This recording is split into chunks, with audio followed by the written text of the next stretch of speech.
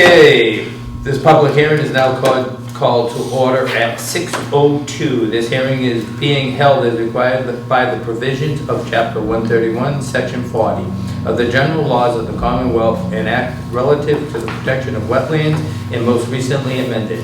Notice of the time and place of this hearing was published in the Fairhaven Neighborhood News on 5/22/2025.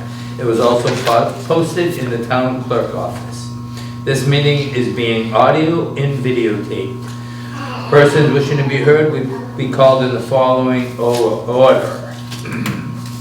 Okay, let's just start right out here. Minutes for approval, none. Meeting mail.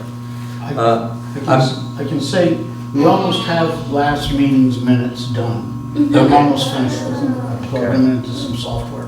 So by next meeting we'll have it. Yeah. So the first meeting mail I'm going to read off is the commission member Nelson letter of resignation. Matters presented, votes may be taken, there ain't much to vote on it. The other thing I just wanted everyone to know, I did get a hold of Rebecca today. She's going to email her resignation into the Board of Selectmen. With that being said, anyone interested in getting on the Conservation Commission, please send a letter to the Board of Selectmen. We will have 2 open chairs. Right now we do have 1. All right, Mark, I know you got some mail. You might want to touch back on that. We got a letter, and I think everyone got a copy. I printed out hard copies. It pertains to, where are they? They were sitting here. I think Doug has them. Okay. Doug, how many you got? Sullivan? Yeah, Yep. Sullivan. Yeah, so that's 211 Middle Road. You want to pass them this way? And this just came yesterday afternoon, so I forwarded it out to all of you today. It speaks to peer review comments and some of the back and forth or dialogue between GAF and 211 Middle Road. And so I'll let you read it. I also shared this with the town administrator and town council. So I don't think there's any action we need to take right now, but it's an FYI, but it's a bit of a, it's something that it's on the horizon potentially. When did we receive this? Yesterday, and I sent it Okay. to all of you all today. So just so you guys know, I did go over the peer review. I wasn't sure if they were going to continue this or come with it. I did review the peer review from Bill Madden. There's still a couple things he's looking for. This letter squishes a couple of those, so I'm going to have to talk to Bill and see where we are, see if they match up. Okay, old business. Mr. Chairman, should we move to accept the letter of resignation from Mr. Navarro before we move on? Ooh, I don't know. Yeah. I mean, he sent it right to the select board. Yeah. Yeah, I don't think that would involve us. No, that's fine. Yeah. Okay. motion to, I can't make motions, but motions to wish Nelson well. Yeah, we thank you for your time, Nelson, and good luck moving forward. Yes. Okay, so continue public hearing, NOI and Stormwater, White's Farm Incorporated, 211 Middle Road, map 23, lots 29, 29A, and 29B, SE 0010596. A notice of intent and stormwater application were filed by Zachary Fox, Middle Road, Acushnet Solar LLC, for property located at 211 Middle Road, map 23, lots 29, 29A, and 29B. The applicant proposes to construct a ground-mounted solar array on a portion of the open fields within the property located at 211 Middle Road in Acushnet. Work is limited to the 100-foot buffer zone in the bordering vegetated wetland and bank. The applicant is represented by Sarah Stearns and Beals and Thomas Incorporated. Plan name is Middle Road PV Solar Development, dated September 10th, 2024. Review of matters presented, votes may be taken. I'd like to entertain a motion to continue the public hearing. Motion to continue the public hearing. I'll second. All those in favor? Aye. So I believe they requested continuance, Mark? Continuance to our next meeting, which is June 11th. June 11th. Okay, I'd like to entertain a motion that this gets continued to June 11th, Motion. 2025.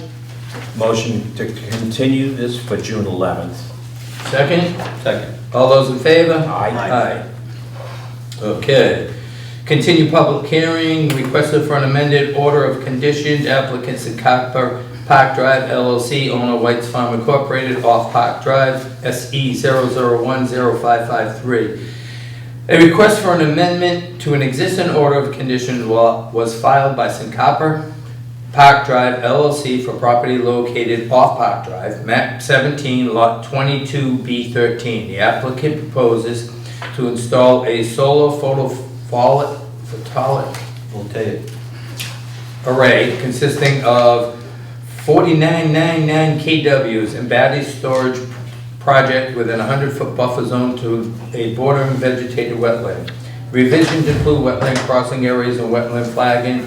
The applicant is represented by Bob Bukowski of Weston and Sampson Engineering. Plan name is Park Drive Solar PV Development, dated December 10th, 2020. Revised plans dated March 20th, 2025. The meeting has continued to June 25th for more information. Entertain a motion to open the continued hearing. Motion to open the continued hearing. Second? Second. All those in favor? Aye. Okay, now I'd like to entertain a motion to continue this on June 25th, 2025. So moved. Second? Second. All those in favor? Aye. Okay. Continued public hearing, NOI and Stormwater Acushnet Company, 4 Slocum Street, SE 0010604. And notice, Mr. Chairman, I'm sorry. So I'm looking at June 25th. I'm looking at our schedule. It's July, we have one July 23rd. I know they said. there should be a June 25th too. Oh, okay. Never mind. Okay. Carry on. All right, so now, let's continue. Continue public hearing, NOI Stormwater Acushnet Company, 4 Slocum Street, SE 0010604. A notice of intent was filed by the Acushnet Company for property located at 4 Slocum Street, map 25, lot 24. The applicant's project is to implement a comprehensive remedial action plan, which includes excavation and stabilization, removal of impacted soils from the property and wetland resources areas. The applicant is represented by Kyle Apesian of Woodward and Curran Incorporated. Plan name, site plan for Slocum Street, dated April 2025. Review of matters presented, votes may be taken. I'd like to entertain a motion to continue the public hearing. Motion to continue the public hearing before Slocum. Second? Second. All those in favor? Aye. Aye. Okay, I'd like to entertain a motion that this gets put on to June 11th. So moved. Second? Second. All those in favor? Aye. Okay. New business. Public hearing, after the fact RDA, Brett Pelletier, 5 Trips Way. An after the fact request for determination was filed by Brett Pelletier for property located at 5 Trips Way, map 8, lot 25D. The work consisted of construction of a storage shed within a 100-foot buffered zone of a bordering vegetated wetland.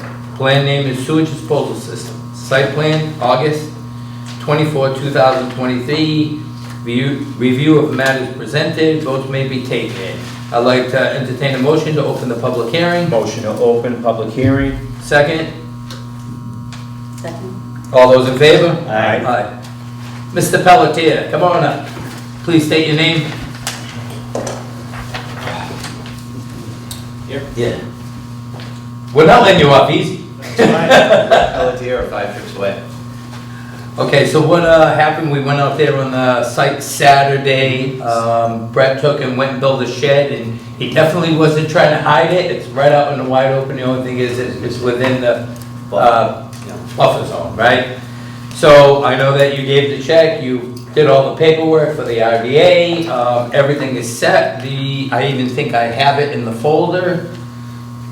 Anything on it, Mark? No. Okay. So with that being said, I mean, this is quick and dry. I'd like to entertain a motion, a negative determination for the RDA. So moved. Second. All those in favor? Aye. Okay, Thank you, guys. you're all set on that. Why are you standing there? Yes, sir. Keep you right in line. Certificate of Compliance, Brett Pelletier, 5 Trips Way, SE 0010588. The certificate of compliance was filed by Brett Pelletier for property located at 5 Trips Way, map 8, lot 25D.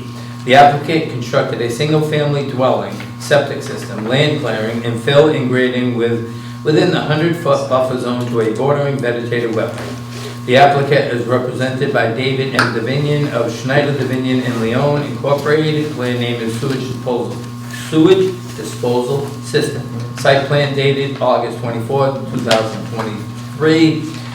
As-built date July 19, 2024. Review of matters presented. Votes may be taken. So this is only a COC. We don't have to entertain a motion to open it. As we went there Saturday, you have to be 70% of vegetation. I think you're well within the 70%, that's my opinion. If anyone else has anything to say?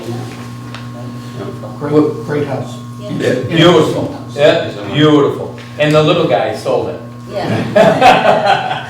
But no, you're all set. We'll make sure you get both of those. We have both of them in the file, so we'll sign them all off tonight. When Joanne gets back, she'll give you a call and go from there. Yeah. Thank you so much for your time. You're welcome. You have a great evening. So I'll add one thing. So when we're going to sign the certificate of compliance, and you can pick it up, I think that has to be filed It's got to be filed. with the registry. Registry of Deeds. But, So I'll pick it up and then file it. yeah. So what we'll do is I'll have you, Joanne, call you when she gets back. And then you two can handle all the paperwork. We no longer do the filing, Okay. so it'll be something you have to do. The only thing you have to do is get us proof that you filed everything. Okay. Sounds Easy good. beans, right? I can do that. Thank You so have a much. great evening. Appreciate it. Okay, discussion. Buzzard Bay Coalition, Alan Decker, Conservation Restrictions, South Main Street, Robichaud property, review of matters presented, votes may be taken. Come on up, Alan. All right, good evening. This is, Mr. Chairman, this was in the basket of stuff. This relates to the discussion here, so. Oh, okay. I believe. Yep. All right, go ahead, Alan.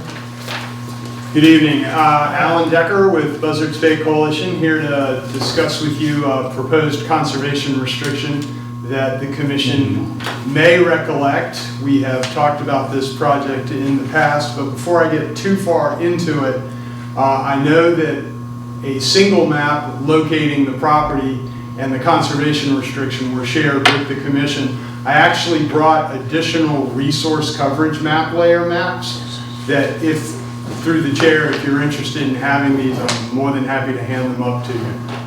So, here's the issue I have. You guys took that house down and cleaned up down in that area, down over there, off of Main Street? The house is, yeah, the house has been removed and a lot of junk Yep. that we acquired has been removed. The only structure left on the property is there's a barn up by the road frontage.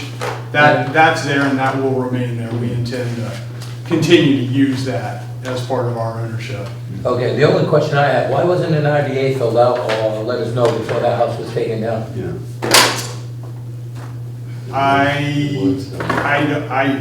I don't have an answer for you on that. I can certainly inquire.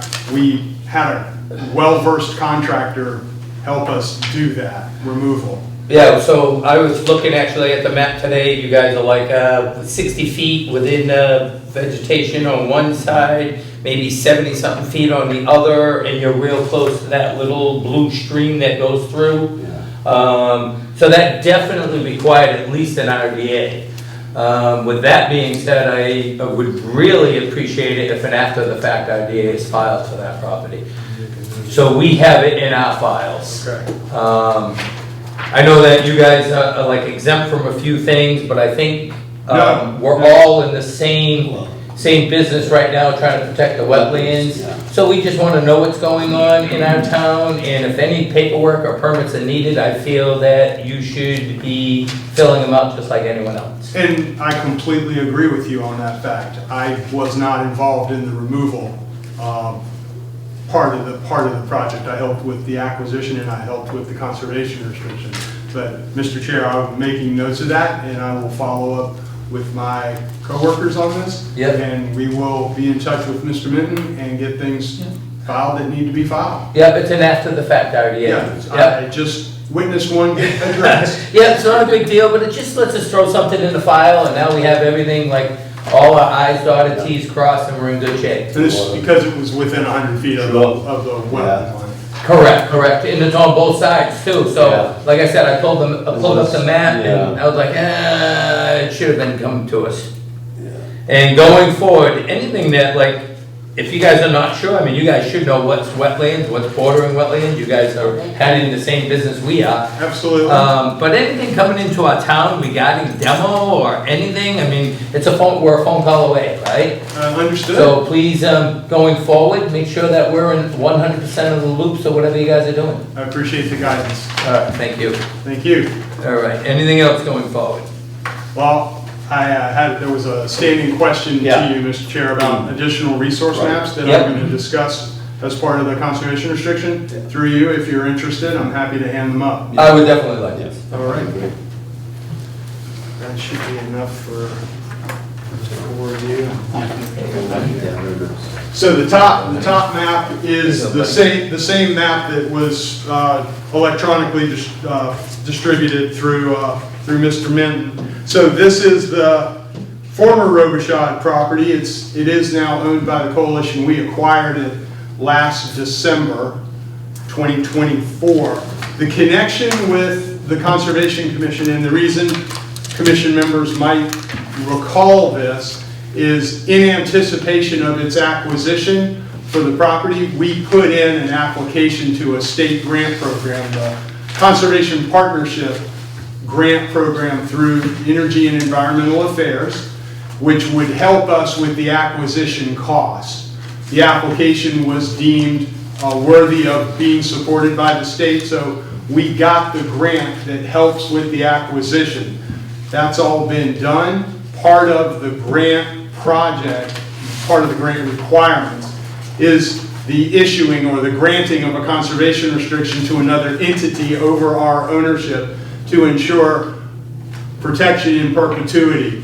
And the reason I was with you last July was seeking a letter of support from the commission to put in with the application. That's the second document in between all the other maps. Just to remind you that at the time, Mr. Resendez, the chair, I believe, in this exact same room, and we discussed it, and the vote from the commission supported the project. So what I'm with you this evening about is completing the loop and closing the circle, the conservation restriction document itself. So what you have in front of you is the restriction over the ownership. This is much like other reserves that we intend to own long-term, other properties that we own, in particular other properties like the ones we have partnered with you on here in Acushnet. The Acushnet sawmill property, for example, on Mill Road. We also have La Palm Farm as one of our properties that the Concom holds a CR on. Keating Woods and the Hamlin Crossing, which I actually was speaking with a member before the meeting started. Those are all just examples of this ongoing partnership with you to protect properties and natural resources here in the town of Acushnet with your assistance and partnership. So, in brief, we don't plan anything out of the ordinary on this particular property. It abuts existing conservation land that we own, the Keating Woods property there on South Main Street. We have an existing trail network there that we would expand into the Robichaud property. There are what I will call social trails on the property right now. We want to more formalize the public's access to the property. It's also waterfront, so one of the reserved rights We don't have a plan to exercise it as soon as we complete the conservation restriction, but we've got it in reserve because it's something we would like to do, is actually put in, going through the permits and regulatory authorities that need be, a dock and a float to make water access. It is something that people might want to kayak from. It's got, as you know, it's got the stream that comes down, comes through the property. That candidly drove a lot of our interest in being the owners of this property. That little stream, it's little but mighty. It's an important area to protect long term. Again, trails, as I mentioned, the existing barn up by the road is still there. We are going to shore it up as needed, although it's usable now, but we want to invest in it and use it for a variety of purposes, all related to what we do. So environmental education, potentially storing some land management, land stewardship tools and such in the building, perhaps operate educational seminars open to the public from the building, bring school kids out, have somewhere to run in if the weather turns bad while we're there, that sort of thing. So that's the barn and the area immediately around it on this locus map, which is a little out of date because, as the chair properly noted, the house there at the end of the private lane is not on the property anymore, and there's a bunch of junk just to the southwest of the barn that's no longer there either.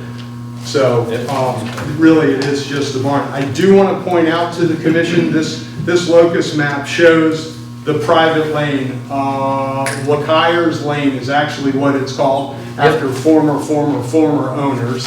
LaCuyer Lane is a private road. It is not actually part of the conservation restriction. Okay, so that private way is actually out. It's everything else around it. It's what on this map is shown as lot 34 and then lots 63, 64. So it's just over 17 acres. Comprise the conservation restriction. The other coverages that I do want to mention, do want to make note of because they are important. The next map is giving you conservation context for where this property is and what else in green is already considered permanently protected property. So there's a growing amount of Acushnet shoreline that is being protected through efforts by us, but by other entities as well, to enable public access to the water. I've heard it said, and we believe this, that the Acushnet River and its estuary is Acushnet's oceanfront, so to speak, waterfront, right? Yeah. So this is an effort, a step in that direction. The next map simply shows you the map. This is not delineated, but the mapped GIS layer for wetlands. Yes, I do note that it does creep towards the area where the house was taken down. The red is actually an important layer and another driver for our interest in this property.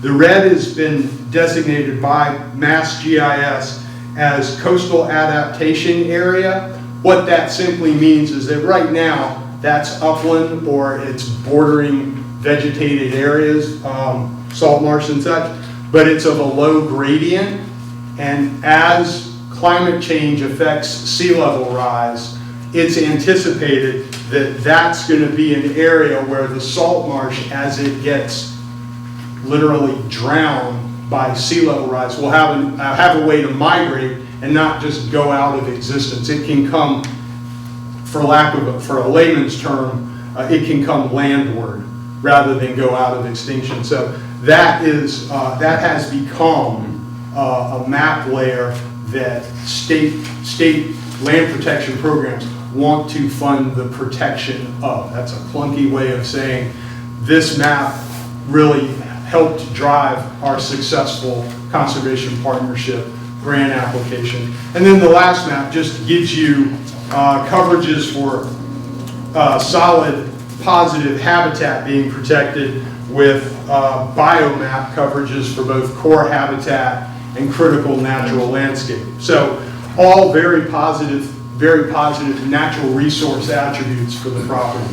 I don't want to belabor any points, but I am happy to answer questions the commissioners might have this evening. But what I'm seeking is a vote by the board, by the commission, to accept the conservation restriction being granted by Buzzards Bay Coalition, and then I would be seeking the same sort of support and a vote of approval from the Board of Selectmen as the next step. So.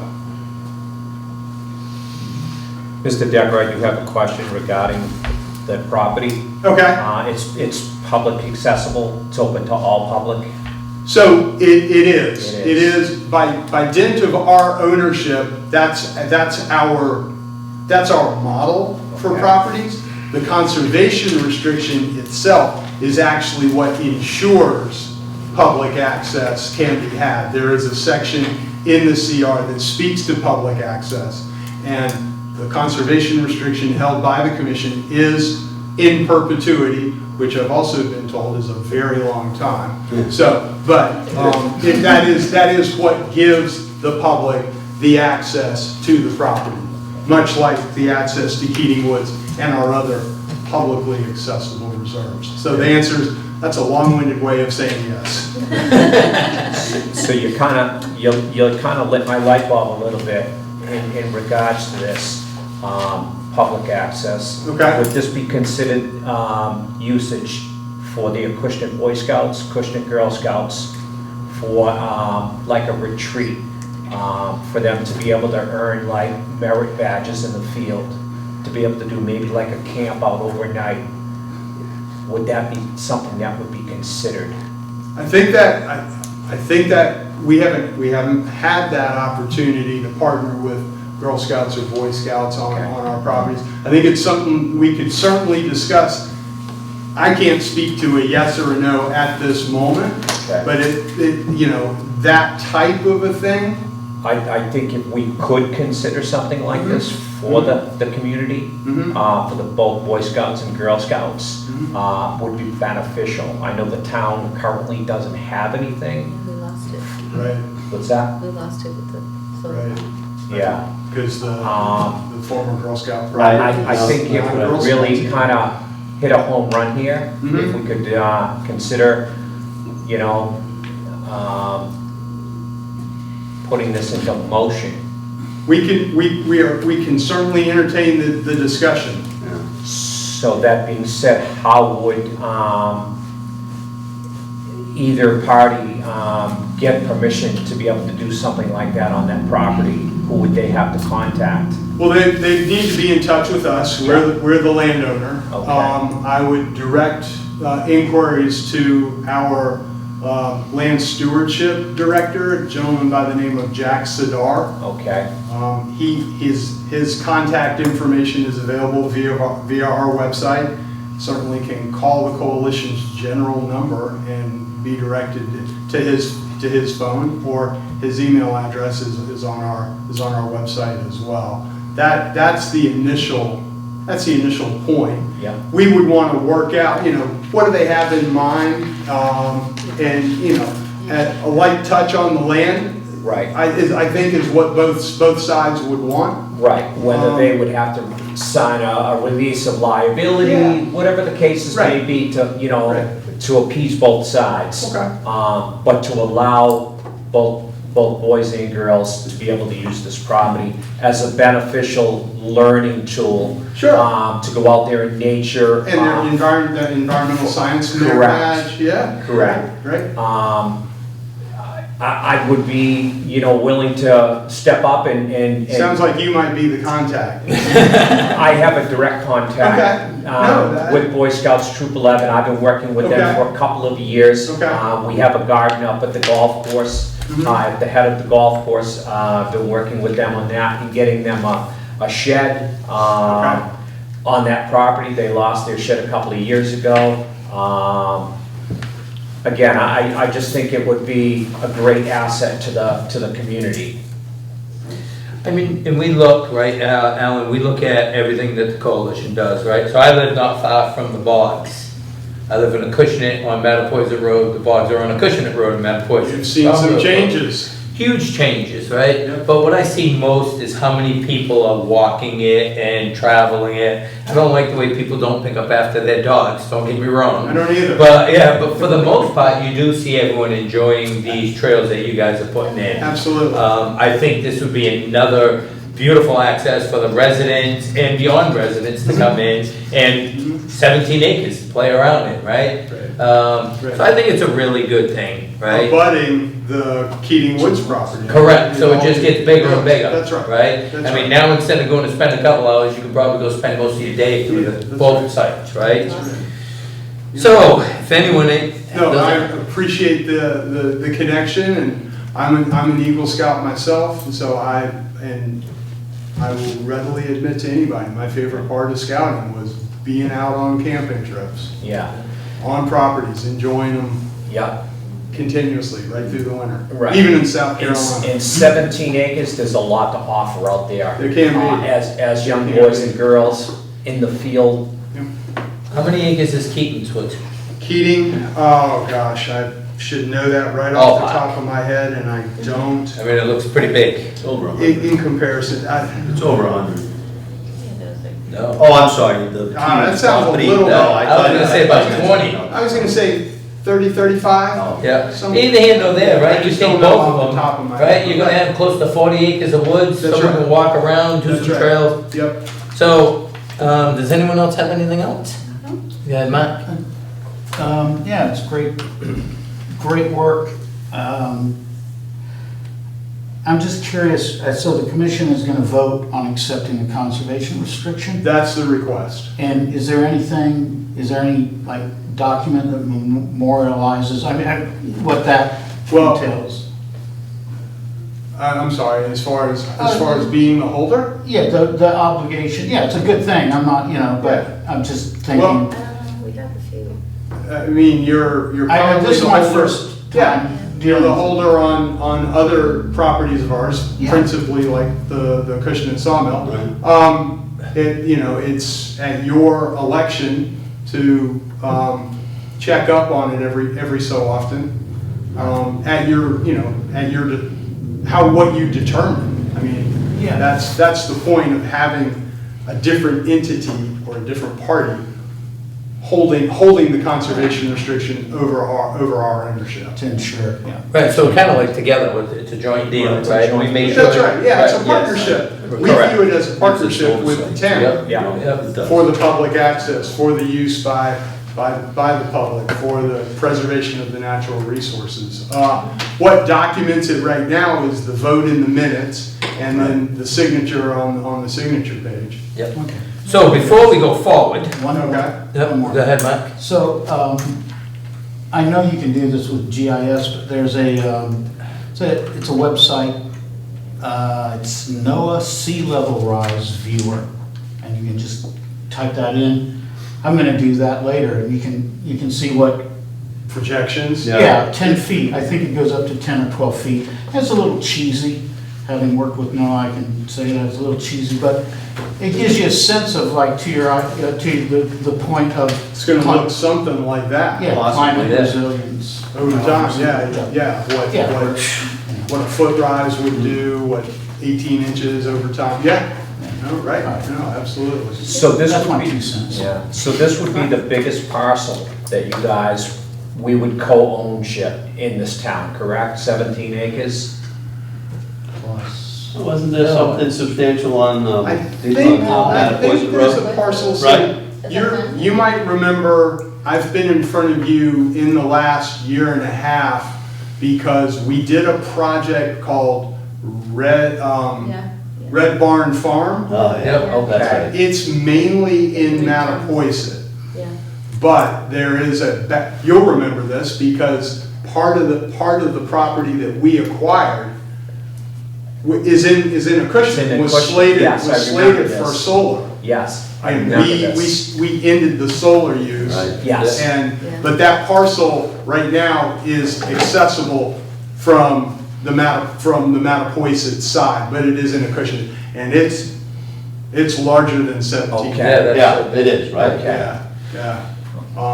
Yeah, I saw it. So I'm gonna entertain a motion to put this to a vote, but before I do, we are truly understood that I'm looking for an after-the-fact RDA. Right.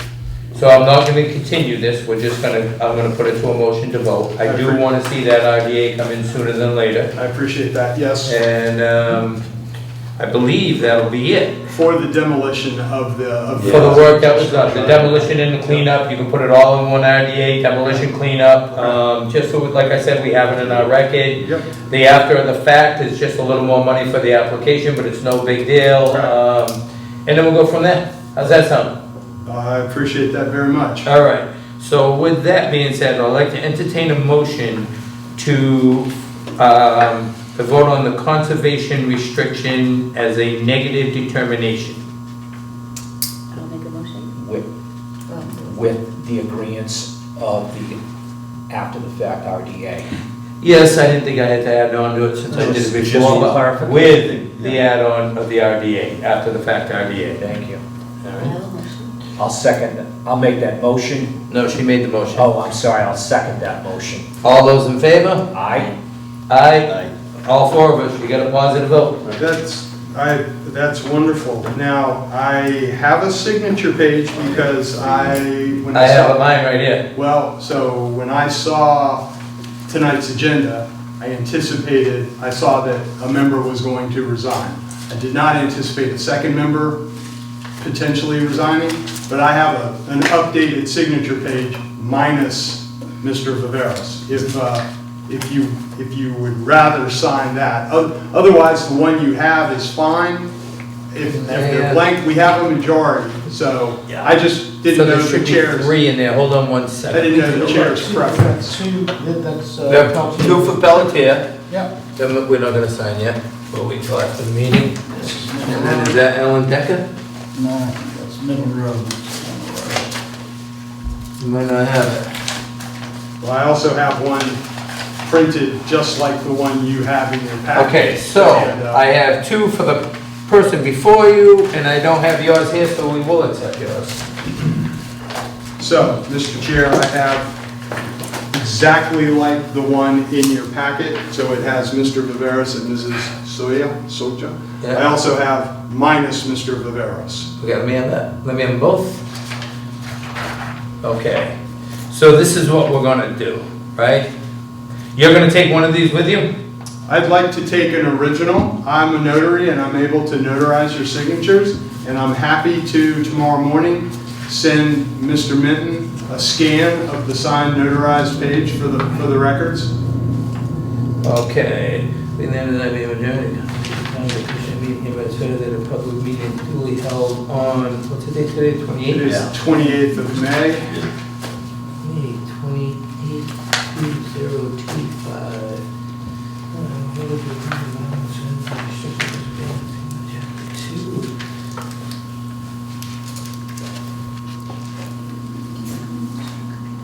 On this day of, okay, hold on a second, on the 28th of May.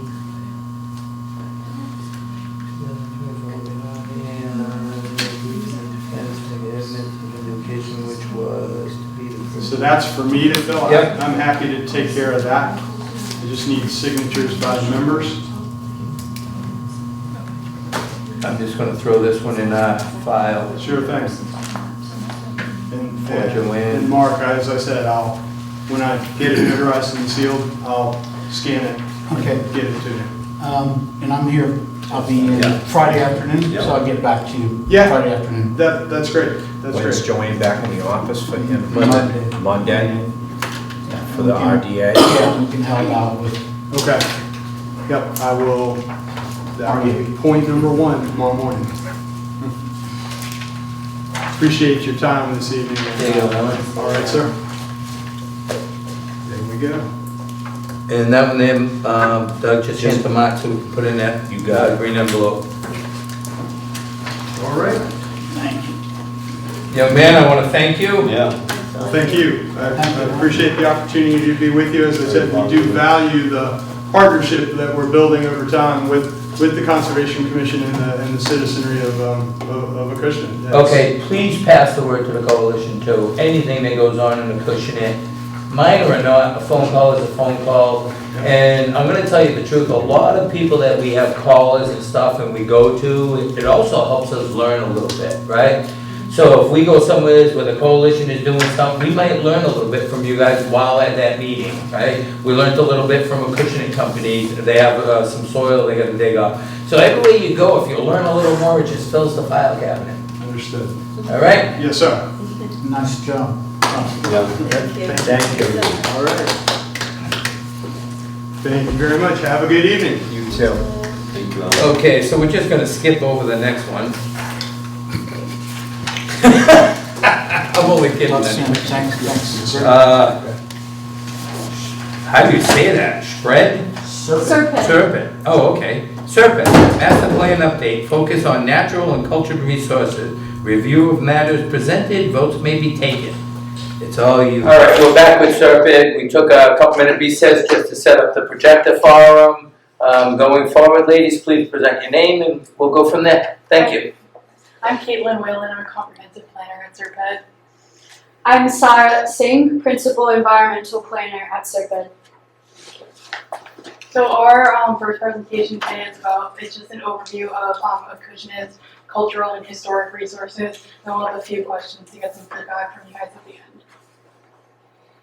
So we just have a brief overview of Acushnet's history, which I'm sure you guys are acquainted with the Acushnets settling Acushnet way back when in the early 1600s, and then the Puritans coming, and eventually industrial developments throughout the town. And then a brief timeline speaking to that as well. And then the bulk of it is the cultural and historic resources in the town. So we start on the right here, we have a map of some historic assets in the town. So Acushnet currently has 2 buildings that are listed on the National Register of Historic Places and 1 historic district. The historic district is shared with New Bedford. So the first building is the Long Plain Friends Meeting House / the Long Plain Quaker Church. That's a historic Quaker meeting house. It's listed on the National Register for its religious, architectural, and community planning significance. And it's also the oldest church building still standing in this part of the state. And then a little bit further down the street is the Long Plain School / Long Plain Museum, and that building is from the late 1800s as well, and it now operates as the Long Plain Museum, run by the Acushnet Historical Society. And the historic district is on the other side of town. It's right here in pink, shared with New Bedford.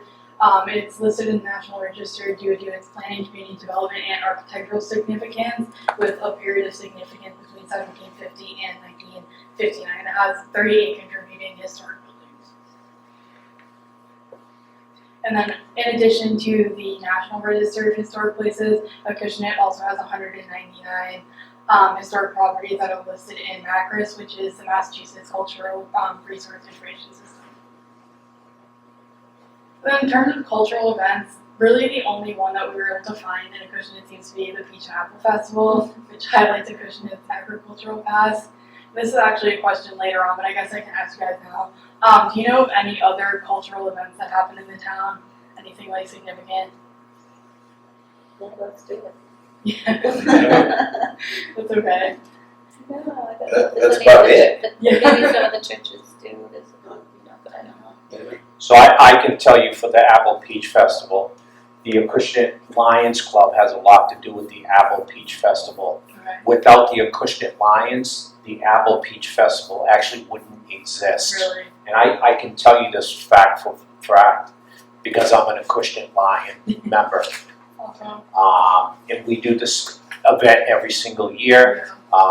We have 3 spots. They sell food, beer, and wine. So the Acushnet Lions is a big part of this, a big part of the parade. You know, they have scholarship. We have scholarship programs we offer to the community. So the Acushnet Lions has a lot of involvement with this community. Okay. Good to know. Thank you. I mean, it was all started because of the peaches, the apples, Yeah. everything else, Yeah. right? I mean, we've had tons of orchards in here. Unfortunately, a lot of them are closing down, and it's really changing Acushnet from what it used to be. Yeah. And then in terms of important local businesses, like you said, a lot of the orchards have now like shut down, but you know, Peter's Family Orchard and Keys Farm are two big ones that definitely seem to be like key pillars in the community, along with Acushnet Creamery and of course the Acushnet Company and Title List, which only has like the manufacturing plant in Acushnet, but it's actually something that the town's well known for, or not the manufacturing plant, the testing facility, sorry. So I say Acushnet Creamery. I have to say it's the Yeah. best ice cream I've ever eaten in my life. Really? Shout out. It's unbelievable. And I know there's a couple other places in town, I don't, that I hear it's just as good, but why go somewhere else where you can know? Also tried it. Let's expand that. It's a bit of a cultural event over there, right? Yeah, it is. I mean, it's baseball behind, part-time.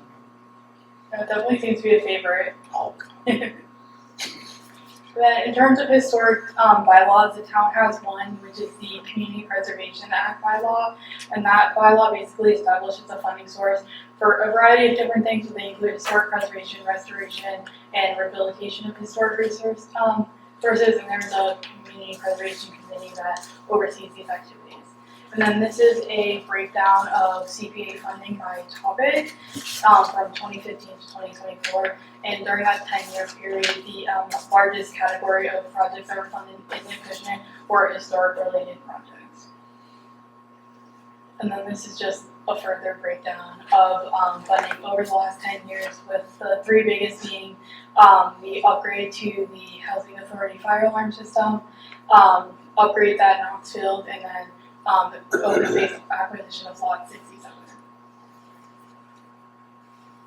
And then these are some results from our survey regarding like historic and cultural assets in town. So the first one is regarding wayfinding signage, and when asked in the survey where people would like to see additional wayfinding signage, the highest given answer was historical landmarks, with over half of people wanting to see additional wayfinding signage there, followed by awareness of natural areas in the town. And then in terms of cultural asset preservation, the most common place that people think should be prioritized for preservation is the Lake Street / Old Reservoir. That was closely followed by the Sawmill. The only thing with Lake Street, we don't even own it. Really? Yeah. I'll make sure of that. Thank you. Do you know who does own it? New Bedford. New Bedford. Well, they own the water. Correct. We still own the land, Okay. but the lakes themselves are owned by the city of New Bedford. Okay. It's a backup reservoir Okay. for the city. They haven't used it in years. Right. there's a nice little trail system through there. Yes. It's a really nice little loop. Good to know. Thank you. I would add something else that may come up. Weldon Mill Okay. is one of the oldest mills in North America, I understand. Yep. And it's, and then we have Hamlin Mill. Okay. I don't know if that's the exact right name for it, but. So we actually had a meeting, head of the board meeting last week with Victoria, and some gentleman was there too, I don't remember, terrible names, and he was there, and it's really like kind of unbelievable the buildings that we do have in Acushnet that are not registered. Yeah. I agree. You know, like we have the old library, there's a lot of houses, there's other buildings, a lot of places that are not registered into the historical that should be. Yeah. Even that old hospital on South Main Street. I don't know what the history, but I know it goes back a ways. Goes back way, my father was born. That's what I mean. My mother worked there. Yeah. You know, I mean, What's she was a candy striper there when it was a hospital. That's awesome. there's a plaque as you're I going know down that. South Main Street. It's hard to see. I walked by it one day, but you know where it looks like a shed up front, looks like an old barn. It's on that corner. It's a historical marker of there was a property. Anyhow. That might be the old Quaker meeting house. No, it's going south. It's right across, almost right across from PJ Keaton. Oh, okay. It's a marker. It was like one of the earliest homesteads in Acushnet is what I read. I think that's what the marker said. Oh, okay. Yeah, that's right. I know what you're talking about. You don't see it unless you walk by. It's just a little, The little plaque, right? yeah, Okay. if you want to reach out. I've got the history of Acushnet checked out, so none of y'all can get it. But I think it's in there. I think that property was originally part of the Keenan Homes. Yeah. I don't mean to keep interrupting. Just No, it's okay. I appreciate the information. It's super interesting. And then our last question from the survey that we highlighted here was regarding cultural events and activities. And the most common answer to this was people wanting to see more like food festivals or restaurant night type of events, followed by open street events. And then residents also answered that they were interested in a seasonal concert series, which is interesting because the library already runs a concert series from what we've heard. So And it's actually pretty cool. yeah, I've been to a few of them over there. It's really nice. It's an outdoor setting. It's really nice, and it does have a good showing. There's quite a few people that show up. the cupola behind that? Yeah, the gazebo thing. Yeah. Yeah, I've been to a few concerts there. We do more and more every year. And then our guiding questions, we already hit the first one about cultural events. It seems like there's not too many right now. But what kind of cultural events would you guys like to see in town? Like, what do you think would add value to the town? Tractor pulls, old school tractor pulls, and I'm serious. I mean, this was farmland, right? Yeah. And that's what Acushnet is known as, a cow town. When I grew up, everyone says, "Oh, you live in the cow town," right? And that's what it was, right? It was mostly the big White's Farm dairy. It was all these fields that had loads of cows in it, and it's all about tractors. So when you go to the Acushnet Peach Festival, you see in the parade all these old tractors coming up and down the parade, and something like that would like bring in more of the old school farming together. So not just like the tractor pull itself, but with the animals showing and everything else. I don't know how many farms in Acushnet still want to show animals or be part of the 4-H club. But to even get the 4-H club into Acushnet where they had a showing, it would be pretty cool, I think. And we have the property for it, either behind the old school where the Apple Peach Festival is, or the Quaker Meeting House, or there are some fields where, something could be done. Maybe a couple of Wampanoag powwows, right? That would actually be really cool. Yeah, they do it on the Cape a lot. Yeah, have them come in and set Yeah, up a well, that's meeting. what I mean, if the history goes that far back. Yeah. That'd be a lot of fun. And the next question, which historical buildings in towns are important to you, and how would you like to see the buildings either preserved or maybe reused to keep them alive? So one of mine is the library. I'd like We to have see a that. beautiful old Yeah. building. That's a- I know that the that's a- veterans were involved trying to that's a get gem. turned into a That VA building is a home, gem. but it wasn't enough space to make it worth their while. So they couldn't get enough apartments in it to do that.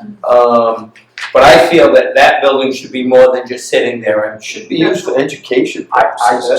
think it would make a great little museum Yeah, something representing this educational. community as a farm town, right? Rather than sitting empty. I think that would be a great touch for this town. So the only thing I we used to love had, going to that wasn't there an library. issue on handicap or ADA, and Yeah, that's why it it's is, no as longer far a as- library? No, as far as doing any updating, that was the issue, that everything would have to conform to the ADA bylaws. And that's why an elevator and so on, and it just got out of control with cost.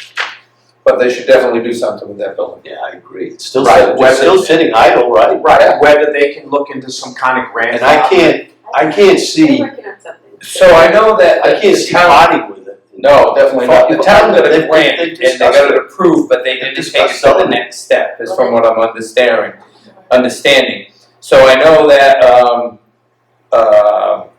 Victoria is looking into that, because that was part of that head of the board meeting we had.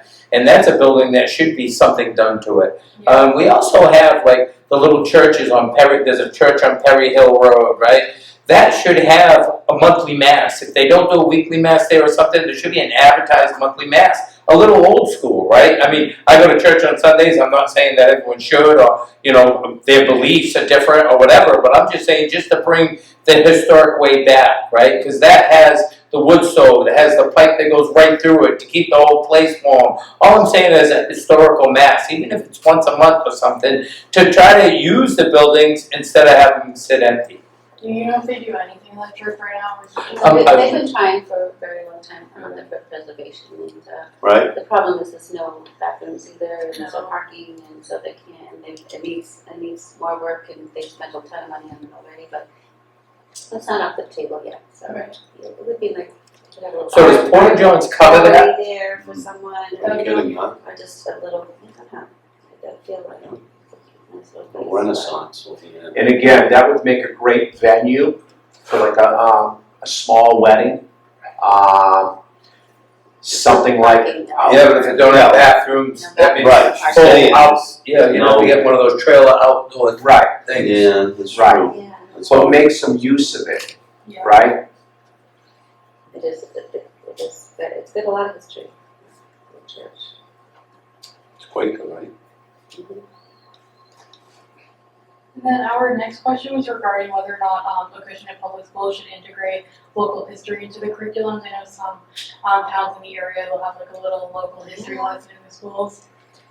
So I was out with just a quick little story, I was out with my daughter last weekend for lunch, I took her to lunch, to Al's Cafe, a dive bar, just to get the conservative, it was really good. But her and I were talking, and I started bringing up some of the history of Acushnet. Now, she went through Acushnet all the way until high school. She has no idea about Acushnet. And I'm saying, I just can't believe they don't, like, teach of the culture we live in, right? Our schools are in Acushnet. Should they have some of our history? Definitely, right? So I definitely feel that something should be in, Absolutely. yes. So, I'm sorry, I'm going back, I was trying to find the old library, I don't know where it's at. So the bridge. On Main Street, It's on Main Street? Yeah. Right across from the Acushnet right Center. by the, Okay, it's just a little west of the Four Corners. okay, I know, okay, I didn't realize that. So the bridge that crosses over. The river, Yeah, Yeah. that's a major it historic is, structure. yes, it is. It was there when the British, Yeah, that's an marched arch, across it's a that- stone arch bridge, I believe. yeah, so that's, I don't know how old that is, but it goes way, way back, and there's a couple buildings down there, right? I don't know if they've been rebuilt, but that was a center of town, Historical, yeah. Correct, yes. so I don't, You're right. I don't know if that's come up, but There's that's, a building right The along, River's End, that's well, been there right- forever. right in They back, give us a yeah, free beer once a month. right in back of it, the buildings right in back of it are pretty historic, I believe, as well. Yeah, so the brown one on the corner used to be a store. Right along My the wife's river. grandfather was telling me that Yeah. there used to be a store. So, it's funny, we had somebody reach out to us about doing something similar to River Fire that goes on in Providence. Yeah. And that, I know a little bit of the history of doing that, and that's kind of beyond what the Conservation Commission. But, I mean, it's a city on Yeah. the water. It's, Yeah. it's a town on water, so they're looking, Yeah, so unfortunately, fire water has been squashed. The water fire, Yes, that's it? yes. Done? done. Because of Oh, that's a all the construction within this area. Police chief and everybody is on board with squashing that. Because of the ongoing construction, road digging, et cetera, on the river. Down there right So it's been pushed off this year, unfortunately. Yeah. And the Lions Club actually was trying to get this to go forward. Bring my grandson. Yes. okay. They don't really have anything Yes. to do. If there was no construction going on, do you think it would be something that's feasible? Absolutely. Like, We had Well, the Lions Club had the wheels in motion. We actually had We keep, the flyers printed. We had tickets printed. We actually had sponsors from a lot of local businesses that were participating yeah. to get this fire water off the ground. We were going to have food trucks, entertainment, make it a really a big community event That would be and well advertised. yeah. Good to know. I panicked there for a second. was water fire, you said fire water had Yeah. been squashed. I was, Yeah. I knew what you meant. And then our last question is a little more technical, so it's okay if you don't know the answer to this one. But when we were looking through the 2008 master plan, one of the goals that was mentioned in the plan was just like general upgrading or, preservation of Weldon Mill, White's Factory, the Perry Hill School, and they said notable stone arch bridges throughout town. So are you guys aware of any upgrades or preservation efforts or anything like that that have been made to those properties since 2008? Well, the Perry Hill School, didn't they just do a few years back, do some work to that? I can't. Well, that's the I can't church. answer Oh, that. the church. Oh, yeah, they've been ongoing, yeah. Yeah. Yeah. The historical society. so the arch, Weldon Mill and the White's Factory, I don't think anything involved with it. No. No, they let the pieces fall. Well, as far as, Yeah, they have to, really. well, I guess, I mean, it would be nice to see some preservation because it won't withstand the test of time. So I saw a picture 10 years ago, and I can't believe how looked much different White's Farm White's, 10 yeah, years I know, ago. it's a shame. Yeah. That's such a gorgeous piece of architecture. Yeah. It's terrible.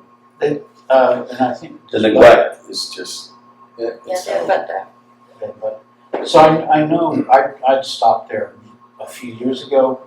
Anyhow, it's not a long story, but we picked up 3 or 4 big garbage bags full of trash at White's. Oh, it's terrible.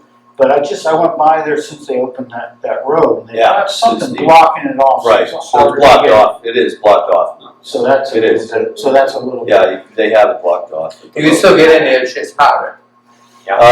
It's pretty much closed off. I was just out there. I went out there Saturday after I left you guys. Yeah. And my letter carrier lives right there, and she told me that they just put up a blockade and they don't want anybody Can't going go in there. down, they have And it's tables a down. liability. It's becoming a Oh, liability. well, yeah. That It is, is, it's becoming a liability. people go right up against it, take Well, pictures, and if they get too close, right? Yeah. So I'm not a resident of town, I live in New Bedford, but I would say, look, if you look, those are 2 of the oldest mills. White's and Weldon Yeah. are 2 of the oldest mills in North America. That's I mean, they were built pretty Right. early. It's a shame. Yeah, it'd be, if you want to preserve something, if it was. And then she even has that, on Main Street, next to the little cemetery, We there's went that down old to house Weldon Mill. that's owned Remember that? by Yeah. the Acushnet for Haven Yeah. Conservation. It borders the river. There's a Yeah. little house there, Down really that- falling down that- apart, On But Main it's- Street. That's not me. that's right on Main Street. Get to. And that's right I above mean, the little It would be cemetery. a huge And that little undertaking, house yes. there, It would. I would love to see that, like, shown to students, like with the people in the actual clothing of the time. Like Plymouth Plantation. Correct, because it's a single house and you can look inside, the windows are off of it and everything else. And a lot of people park there during the Apple Beach Festival. And that's one day I was parked there and I was actually reading it and I was like, wow, they should do something more than just let it rot away, Yeah. right? I know that the Acushnet and Haven own it, but that would be awesome to put a house original to its original time, right? And as far as, like, let kids walk in and see the wife and the husband, the way they were dressed, and the way the kitchen was set up, and how everything was in one room, because back then it was, right? Your kitchen, your living room, your dining room, everything was right there, because you're only eating up one spot, right? The loft has a half loft, so as we had that gets fully heated. And to have the kids go in there and see what it was really like back then, or they're gonna go all the way to Plymouth, right? But if they brought our history of town in school, that could be a field trip. Yeah, that'd be awesome. It really would, you know? That was great feedback, thank you. I'll pass it over to Sally. Thank you. All right, see you later.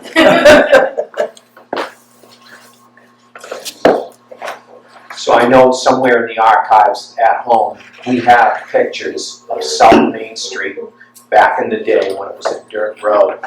The house that Cheryl owns was a single-family farm. And there was a farm stand that was attached to the house where they used to sell potatoes. And behind it, the house was just nothing but farm animals, pigs, etc. we had the opportunity to meet a gentleman that grew up in that house when he was a child. Oh, that's cool. Yeah. Well, you know the history with Laura Keene as well, right? That estate that's right next door to the COA, that goes way back, that goes as far back as Lincoln, from what I understand. So I have a book that says the Acushnet history. So I have two of them. I have one that's the original from 1908, I think it is, or 09. So I have the original book. Then I have a second original book that a lady of Acushnet, Ollie Mae Gifford, wrote in it and attached newspaper clippings because she said this is incorrect in the book. This is how it really was. I'm the first one. Wow. Yeah, but I have the book that this lady actually not rewrote, but she added pieces into it. And if you read the original, then you go to hers, it's just like minor little things that are different. But she picked out everything that was wrong in that book and she put it like newspaper clippings. She added a little note, didn't even staple it, like put it between the pages. So it's like the one that I like reading, right? And I've read it a couple times and it's pretty cool. Where'd you find that? So Ollie Mae Gifford, she lived in Acushnet on Meadow Road, 2 houses over from me. Nice. So when she took and she had to go to a nursing assisted living, she had me clean out her house for her. So I cleaned it all out, we put it all in storage, and the lady was a severe book collector. So I have a bunch of books, and she actually gave me some other antiques, but she was just an unbelievable woman, and she's like, I don't care what they say, this is what really happened. And even, so she was still driving at the age of 92 years old, and when her and I went for a ride, we stopped a couple different places, and she says, yeah, this ain't the way it used to be, this is the way it was, but her and her husband was 2 houses over from me, and he was the mean man in the old neighborhood. So when we were little kids, we were scared of her husband. But it was just unbelievable, the history that she knew, you know, of what people say Acushnet did and what really happened. That's cool. Yeah. Well, it's awesome that you have that. Yeah, I'll have to get it to you, I Heidi. would love to Yeah. even look through it. All right, young lady, you're up. Okay, how long do I have? 4 minutes. No, really, when does your meeting normally end? When you're done. Yeah, it's fine. Okay. Boy, that was quick. Would you like me to go over this, the purposes and real meaning of OSRP? Yeah, go right ahead. Okay. So, OSRP is a strategic document, essentially a wish list, a way to share your vision for the future of your community. And communities use this to plan for the future of conservation and recreation resources. And it's developed through public participation to reflect your needs, your vision, your desires. Developing this OSRP is part of the master plan process, and SERPID is also working on the water resources management plan. I'm co-leading that as well. And so you can think of it as a triple project. Through the OSRP, Acushnet can accommodate growth, preserve community character, and enhance residents' quality of life while meeting these goals. Number 1, community setting, understanding your regional context, history, population characteristics, and growth patterns. Number 2, environmental analysis, which is really going to be more of the focus of this presentation. That involves assessing geology, soils, topography, vegetation, wildlife, and scenic resources. Then inventory of lands, cataloging the private, public, and nonprofit parcels that are of conservation and recreation interest. Community vision, articulating the goals of the community and objectives for open space and recreation. And then the 5-year action plan, where we outline specific actions to achieve those goals. And we are in the early stages of the research and writing. So that's why we're here, we want your input. Having an approved OSRP makes a community eligible for certain grant programs for up to 10 years. Later on, I can get into those details. What are all those opportunities? It also can be strategic in making the most out of CPA funding, Community Preservation Act.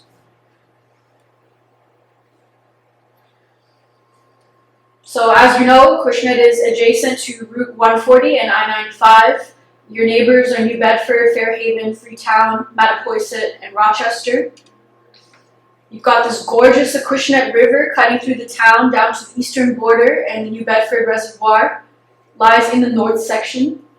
And it's suburban and semi-rural. Few notable employment centers, including South Main Street and Main Street. Originally settled by a subset of the Wampanoag tribe, the Kushenas. That word means peaceful resting place near water, and this was settled by Europeans in 1659. Manufacturing hub, then it became known for cotton mills, and then Acushnet Company emerged, major employer. Acushnet was part of Dartmouth, New Bedford, and Fairhaven before being incorporated in 1860. Population grew a lot after World War II, from 4,145 back in 1940 to 10,602 in 2023. Sorry. Mhm. I just thought of something. I don't know if this is the same book. There's history that George Washington actually stayed someplace here in Acushnet. It's in this history of Acushnet Yeah, it's in the book. that Everett is the one that told me about Yeah. the book. So they make copies of that book, and Sorry. they haven't had copies in probably like 10 years. But 10 years ago, the book came out again, the original book, but it was, copied. It's all. It's all community. I know. Sorry to interrupt. And today, your community is known for its scenic beauty, its orchards, farmland, the river.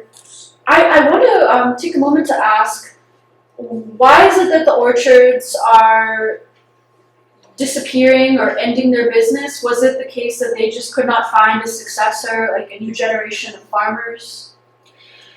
So truthfully, this town has just got way overdeveloped. It's way too many houses, the farm is gone, they passed a lot of new bylaws where you get these retreat lots, and now everyone just wants to build, right? So you don't have the farm interest anymore. Instead, we're getting $1 million houses put up, and I feel that this town has taken a big turn for the worse, my own personal opinion. I can't stand the way it is right now.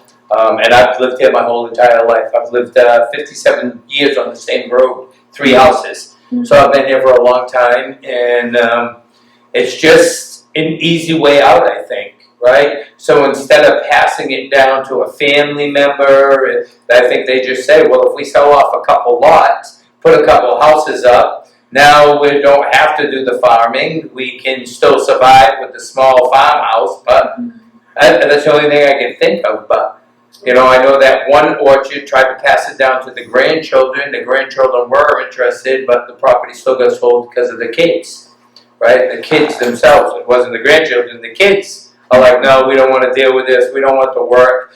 And I think that's the other problem is nobody wants to do the hard work anymore to be the farmer. Everybody wants to grab a hold of one of those things and say, let's live life. Yeah.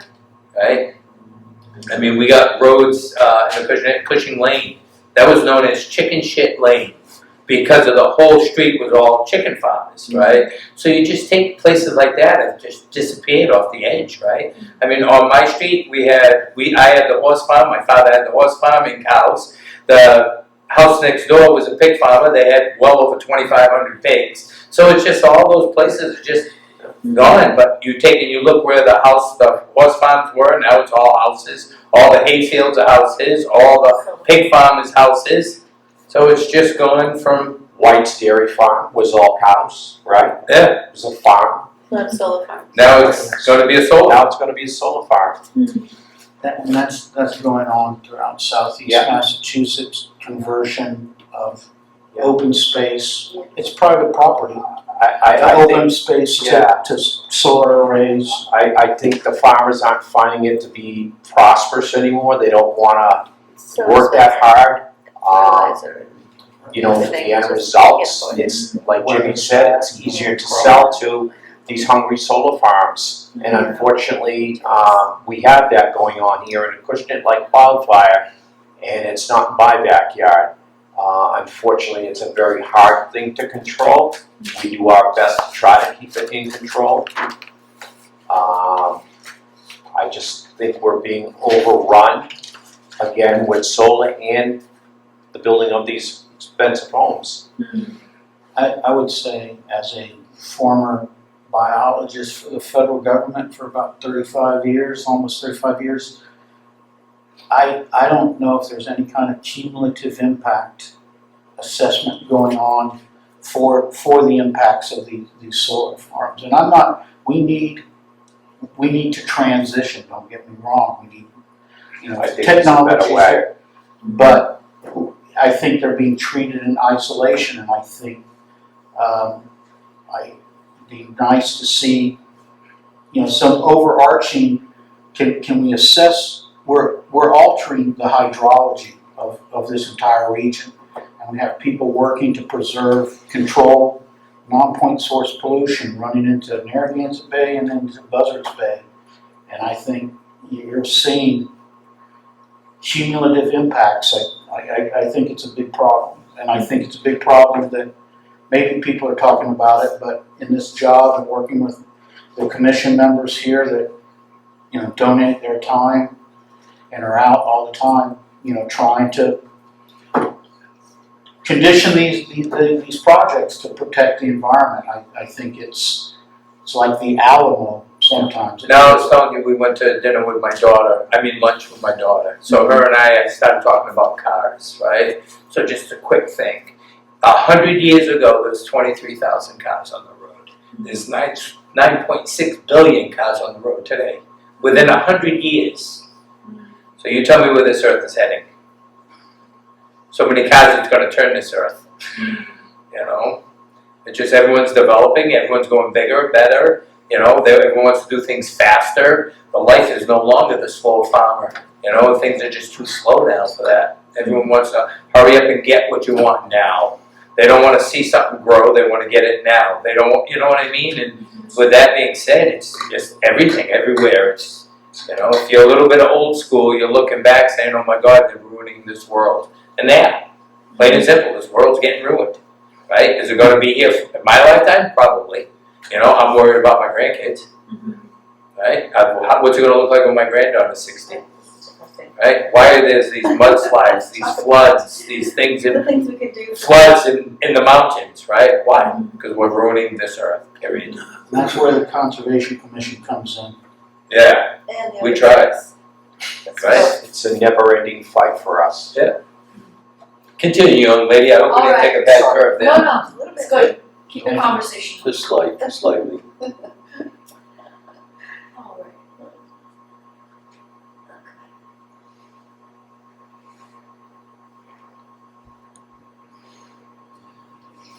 Geology. Acushnet's geology was shaped by the Pleistocene Ice Age, which ended 12,000 years ago. During this period, moving glaciers carved the landscape and deposited materials that influenced modern drainage, groundwater, and vegetation. The features created by this glacial activity include drumlins, glacial outwash plain, erratic boulders, and bluestone gneiss formation.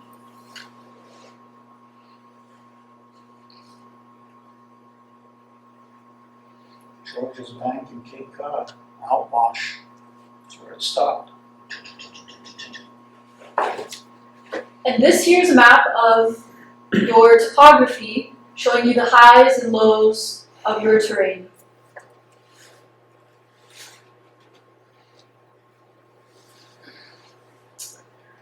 What's the highest point in town? Is the fire, the watchtower? It's the highest point I in don't town. know. It might be. The old Mendel Road, the fire tower. That's what I was trying to. That might be one of the highest points. Soils and land use implications. Soils determine the suitability of land for various uses: farming, forestry, recreation, construction, and wastewater disposal. Due to wet soils, steep slopes, and poor drainage, much of Acushnet's land is unsuitable for large-scale development. However, areas with well-drained soils, such as the Outwash Plain, are more favorable for agriculture and residential use. Commercial mining of sand, gravel, and clay has also been historically successful in some areas, and these are the 4 major soil types found in Acushnet. And there's multiple names in there because they're like mixes of very specific soils. In the Upland Hills in the northwest region of your community, there's Paxton, Woodbridge, Whitman, poorly drained with a high water table. In the east, we call that Paxton, Woodbridge, Ridgebury. Also poorly drained soils near waterways and limitations due to wetness, low permeability, and surface stones. Hinckley, Freetown, Scarborough. This is in the upper Acushnet River Basin. These are sandy, gravelly, organic soils, highly permeable, but drought prone. Also poorly drained. Urban altered soils, southwest corner. 19% of the town's land is covered by buildings and pavement, impervious area, so we can't classify those soils. And here's a list of all the different plant species you find here. Trees, shrubs and vines, wildflowers. I'll give you a second to take it in.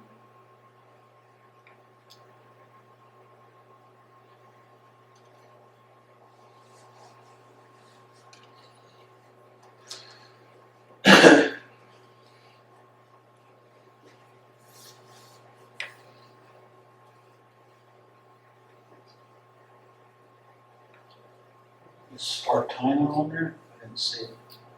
Spartina?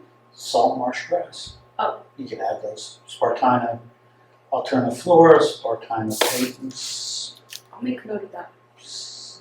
all the wetlands plants of the northeast you find up in there. There's a few good resources that you can get that off from. What's the one, sea lavender? People collect it for home use. I think it's on the endangered species list. Sea lavender. It's Never probably heard down of here, sea lavender. People collect it because it makes a nice, I don't know, bouquet or something. It's probably the salt marsh down there. And then I'll be quiet.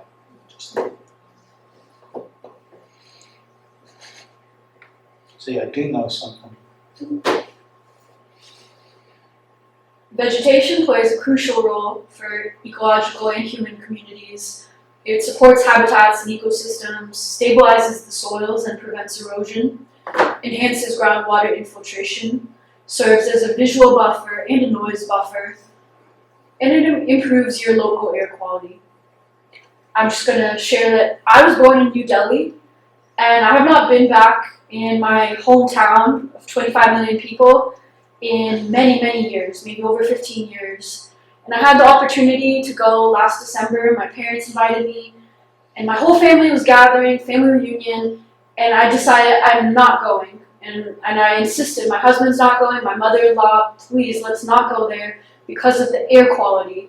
The air pollution was so bad, it was hazardous. It became the most polluted area on Earth, and it overtook New York City.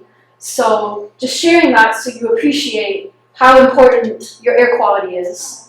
We take it for granted, but this clean, fresh air, it keeps us from getting sick. And when you don't have it, you get asthma, you get all kinds of respiratory illnesses. My mother-in-law went, and she came back very sick. Double pneumonia.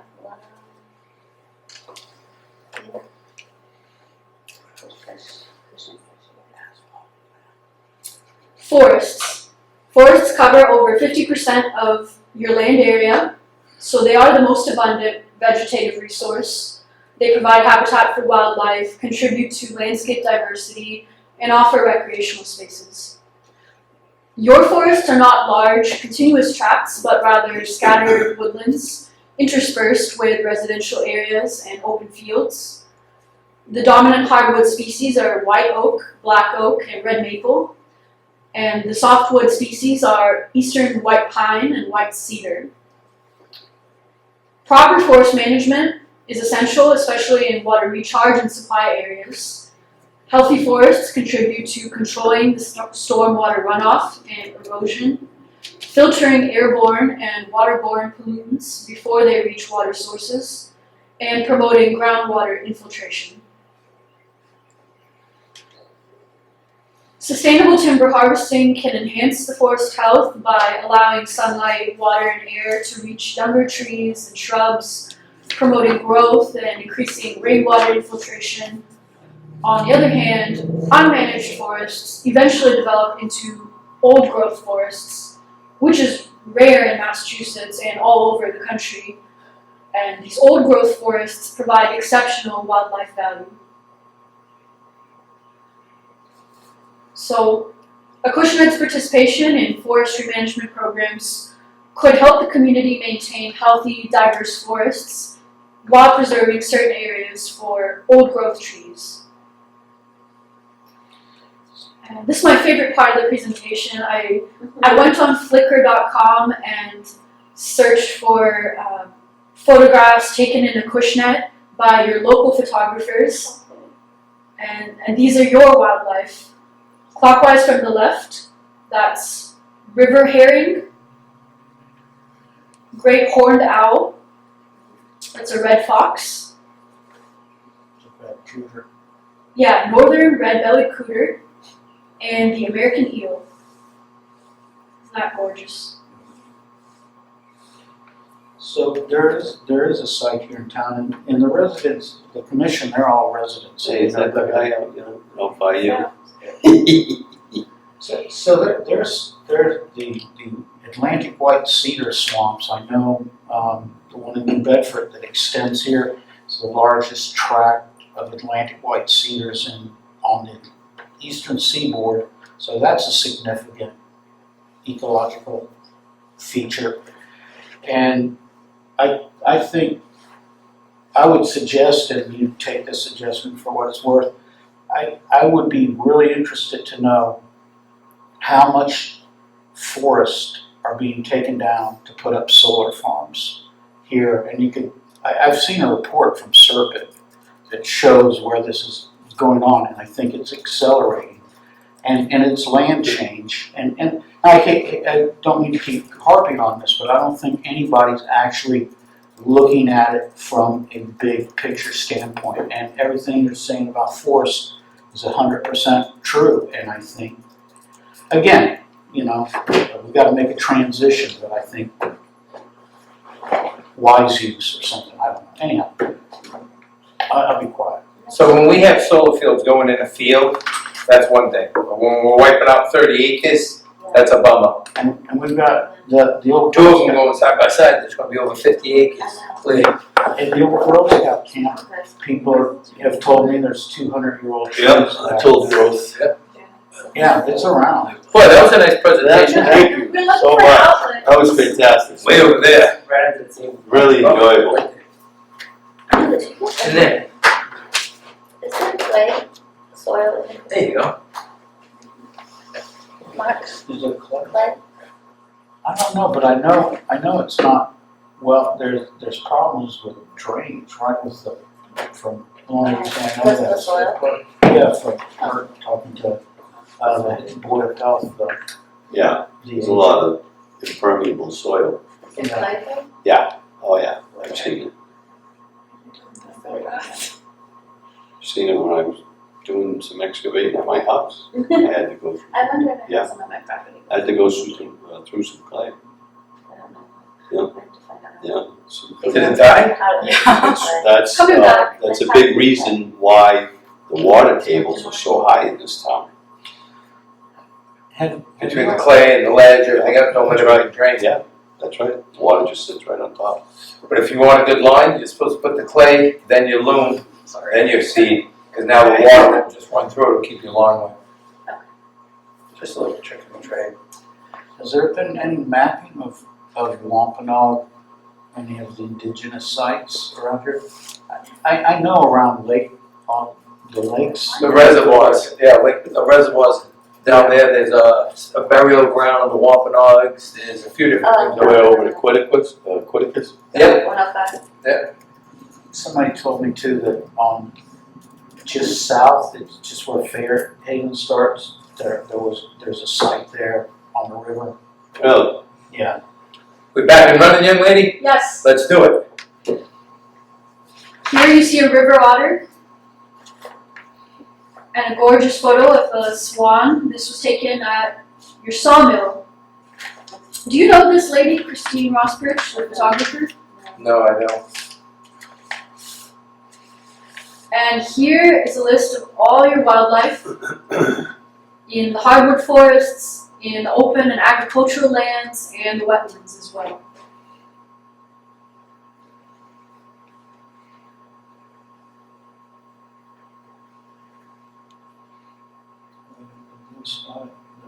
South.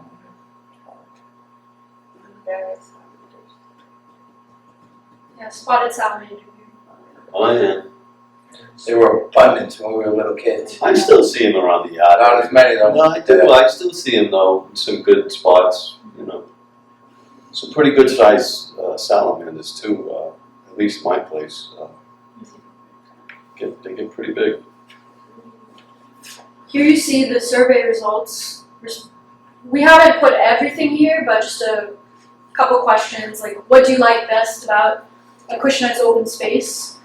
The winner was the hiking and walking trails, followed by the conservation areas. You got a golf course. I don't play golf because I play it badly, but that's not really, you seem the type. Oh, no, it's just playing it badly. Yeah. You know, Hey, you rode in a golf cart I mean, with it. You saw how it handled it. personally, I enjoy the 19th hole Yes. the most. So I was an expert driving that golf course.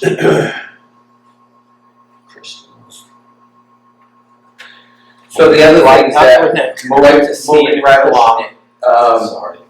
I know that they brought up at the head of the board meeting was something host, where they actually let you camp overnight in your town and you get to, I can't think of the name of it now. Yeah.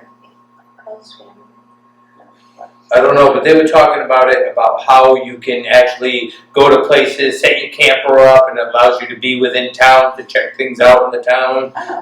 It was actually pretty cool, but I mean, when we see the recreational facilities, Was it like Airbnb camping spots? yeah, there's a name for it, and it's not someone else. He was there. Glamping. No, glamping is when you have a nice camper, but you can still tent it. It's something host, and what it does, it allows these towns, and it's going on in New York right now, I guess. And what it allows is for people to get like a campsite, 1 or 2 nights in Acushnet, like we were thinking of the Quaker house and stuff like that, where there's little fields where you can put a camper up and go see the town and check it out, you know.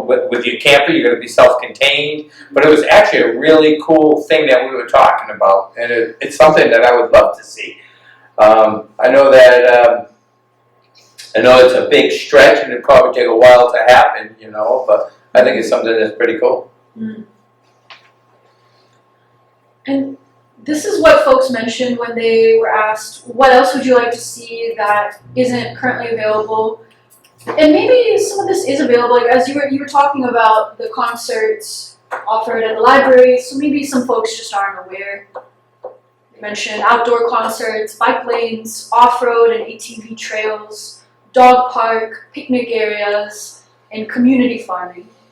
So we got that Keith's, and we're hoping that that ends up turning into a farm, right? Back to a farm. I know that they were there this year in the winter trimming the apple trees so they didn't get out of control, which I thought was great. Mm-hmm. And I know that they got a bunch of dumpsters right now and they're actually cleaning out the house. I don't know if it's family members or what's going on, but to see people on there and some activity happening, I know it's still going through probate court, but that, I think that would be a huge win. Because I was actually looking to do a community garden at the golf course, Because when you go through the gate, there's a big field on one side, the left side, I believe. And I know that I've talked to the selectmen regarding it, and I would love to see a huge community garden. Something that, We did that already. was that? We had done that before, and that the Boy Scouts had taken it over, and they were.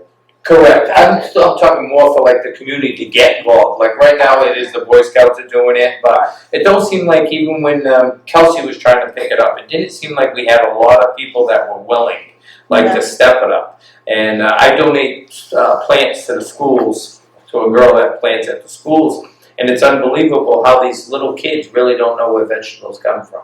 You know, so a community garden or something like that where the schools could take them once again, right? You take the schools that are teaching, put it in their teaching, and show these kids, hey, look, this is what happens. You plant a tomato seed, you watch it grow, you water it, you take care of it, you get your fruit at the end, right? And I think that's missing in a lot, and considering we're an old farm town, I think that should be definitely pushed through.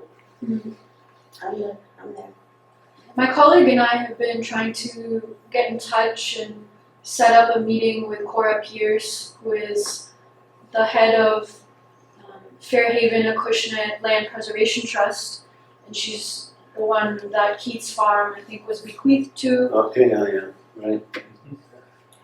Do you all have any connection with her, any relationship? No, but I have heard her mentioned before. I can't remember what. That's what I'm saying, that's What what the platform was that they were discussing. Oh, I think it was about access to the utility company. Because the utility company needs access through that property. That's correct. And I believe that's when it came up about the Acushnet Fairhaven.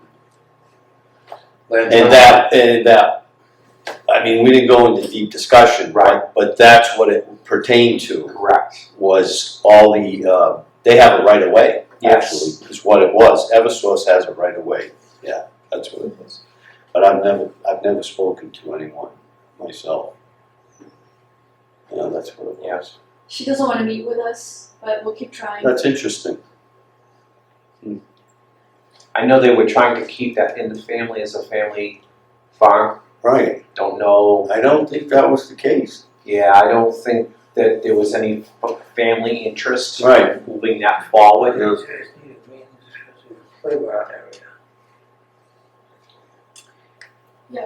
This question was, which are the following approaches to open space preservation do you support the most? The winner was promoting use of existing open space land, followed by encouraging donations. Yeah, that's becoming more and more popular. Right, Jimmy? Yeah, It is. unfortunately though, everyone wants to build, no one wants to donate. Well, I mean, look at that Manise property. Yeah. So we just had a guy, Dan 71. Manise, 71 acres? yeah, he's donating, he's put a development in, there's 14 houses, 15 houses? Yeah. I think it's about 15, yeah. 15 houses, but It's then he's got a big chunk of land that a Acushnet company abuts it, and he's donating all that to it. It's a habitat. And that's gonna be a huge chunk of property. Yeah, that's a big You asset. know, and once again, I'm hoping that it does get put through trails and everything else. I know the access, there is an access for the property already that he's donating. So that could be a substantial, really nice trail area and let, you know, people all see the turtle woods of habitat. Acushnet. Is there I- a Where? deep brook? That's Lane's Way. I believe donate Isn't that Lane's Way? some property. Yeah, that's after. Yep, we got Deep Brooks, another development going in. They're gonna donate the rest of their property. I mean, don't get me wrong, the reason they're donating is so they don't have to pay the taxes on it or Right. something. It's ultimately If it ends up locking it in where no one could ever do anything, restricted. it's a win-win. Right. Yeah, Right? It definitely is. yeah. Those are the two I've heard of. So the Riverview Park, is that the one down off of Jean Street? Yeah, that's right by the project where the outfall pipes come. Right. So I didn't even know that had a playground in it. No, it's not much, I don't Yeah. believe. No, I don't believe it's much of anything. On the other side. On the other side. Yeah, but the other side is That's New civic. Bedford. That's It's New not Bedford. ours. Yeah, Yeah. it's still New Bedford, yeah. Right, on our side. Right, I'm They have a talking- little playground in there. I'm talking about Acushnet. Yep, Yeah. they do have a little playground, so that's why I see why they say that it especially needs, you know, maintenance. There's a trail that goes from, Yeah, goes from Main Street all the way down through. yeah. Yeah, just east of Napa. So this is what the people want. We had 47 respondents. Maintenance, especially the playground at Riverview Park. Updates to the basketball courts, tennis courts, and soccer field. Modernizing and expanding the walking areas. Cleaner trails, wider trails, more accessibility. Yeah. Golf course should have a clubhouse or grill room. Bathrooms at the playground. And I think you'll find this interesting. Let's see if I can zoom in. So mostly on the map you see red, which is protected in perpetuity, and purple, which means unknown level of protection. Yeah.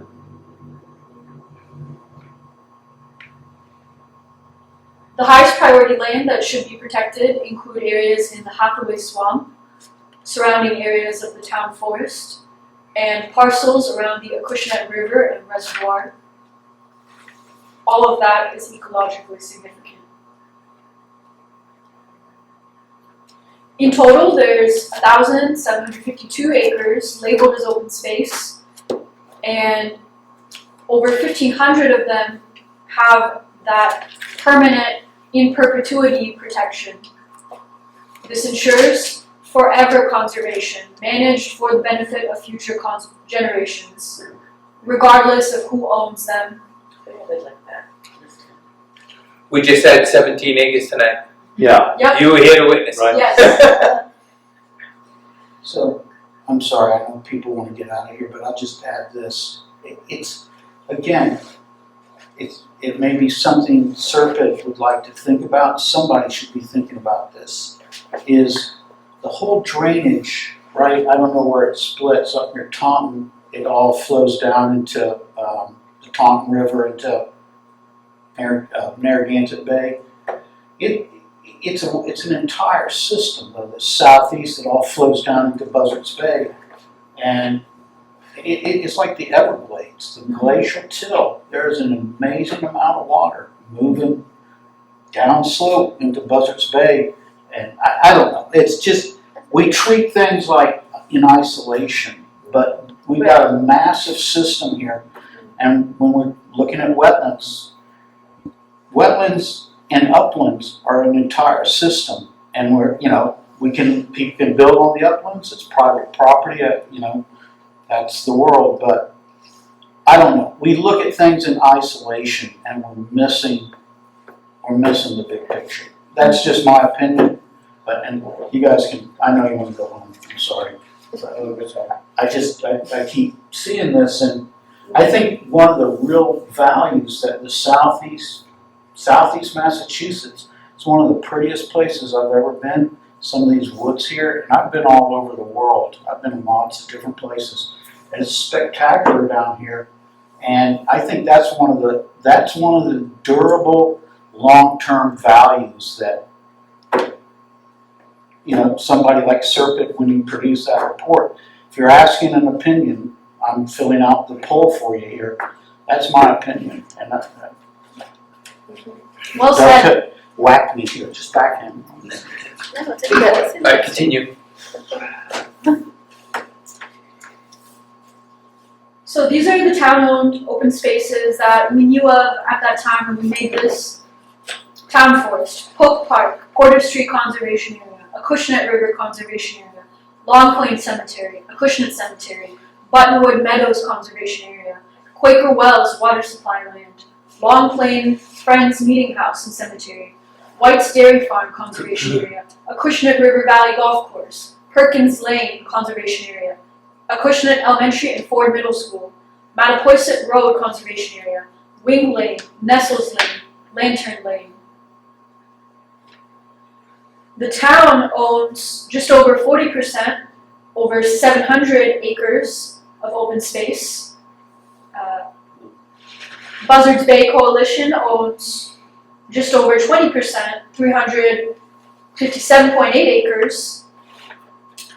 Fought owns 16.4%, 287 acres, and private owners and various land trusts own 22.8%, 400 acres.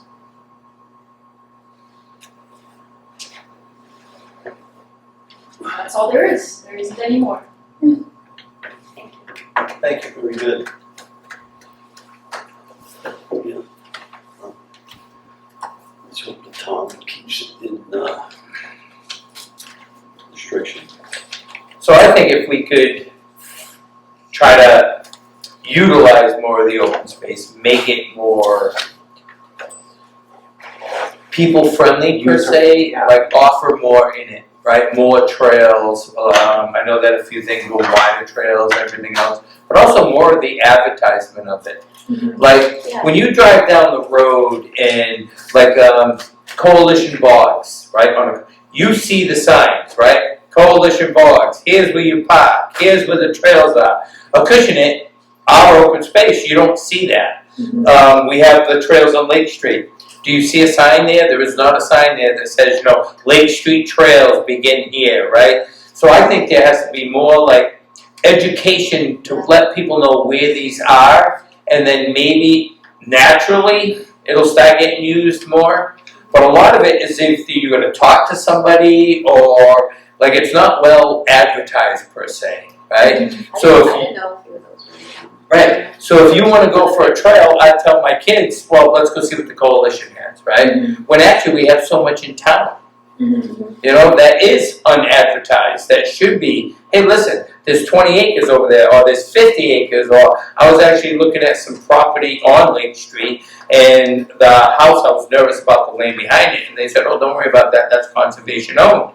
And I was like, pretty good, I've lived in Acushnet my whole life, I didn't know that, right? So that, something like that should have trails in it, or access to the public to it. If we own it as a town, the town should be there, period, right?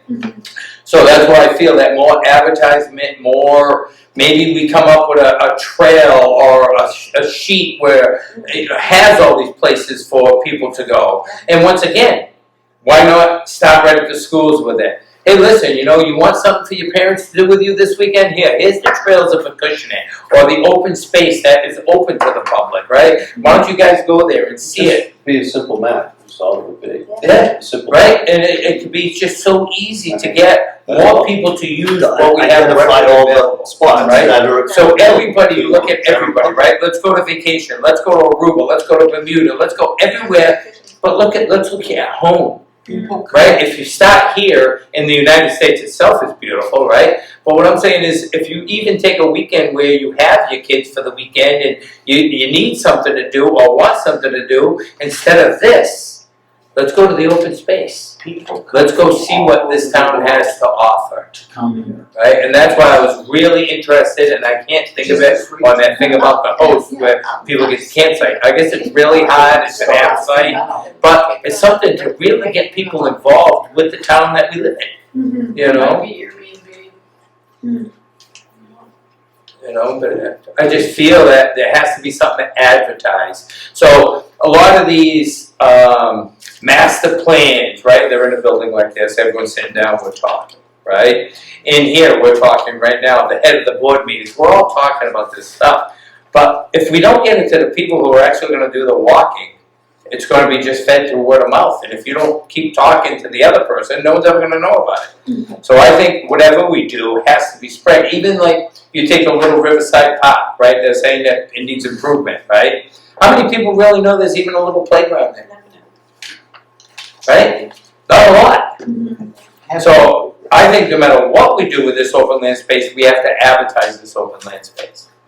Well, again, like I said, a simple trail map. Yeah. And mark the trails. I mean, we go out of state, let's say, for instance, we go to New Hampshire, right?